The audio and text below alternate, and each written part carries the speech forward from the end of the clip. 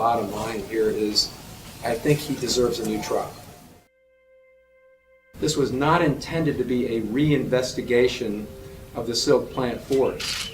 This was intended to be a legal review of the original investigation.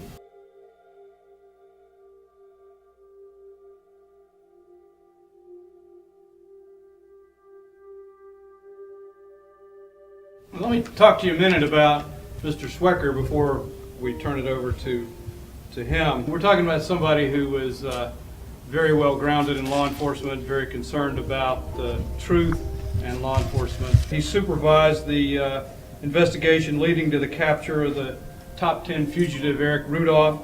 He also supervised the investigation and dismantling of the Charlotte, North Carolina Hezbollah terrorist cell. Why would someone like myself undertake this? I do consider myself to be very much law and order, law enforcement. I believe in locking up bad guys, and I believe in using every legally available technique to do so. The reason I undertook this review is, one, it had a very interesting background, and I've been offered many cases to review over the last couple of years. This is the only one that I've selected to review. That includes the West Memphis 3 and some other pretty high-profile cases. A lot of things have been developed since the original investigation, which point to the fact that the original jury just didn't see everything. And some of the things that they did see were not correct. I can't say that we should credit the testimony or the account of Detectives Weevil and Williams any more so than of Kalvin Michael Smith. I am not criticizing the police department as it stands today. I think many things have changed over the years. But this is about justice, and justice doesn't expire, doesn't have an expiration date. In truth, if the system were working, when there's an injustice and you're able to show the facts that, establish the injustice, that shouldn't be interpreted through some kind of a institutional lens. So, well, that's a prosecutor or that's a defense lawyer. There's a reporter at the News and Observer who used to, whenever he would quote me about on something relating to the death penalty, he would describe me as an opponent of the death penalty. And finally, I wrote him a long email. I said, listen, I tell you what my opinion is. I tell you what the facts are.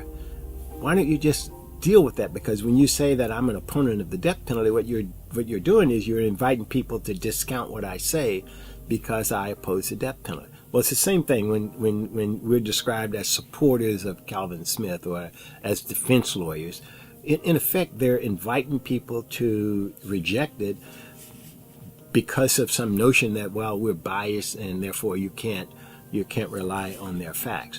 That's why you get somebody like Swecker and, you say, okay, well, these are the facts. Well, you can't do that. You can't dismiss it on that. Some people will. Some people, he's just probably a closet liberal or something like that. But, those are not the people you have to get to. You have to get to people like, Lee Garrity, the city manager, Jim O'Neill, the prosecutor.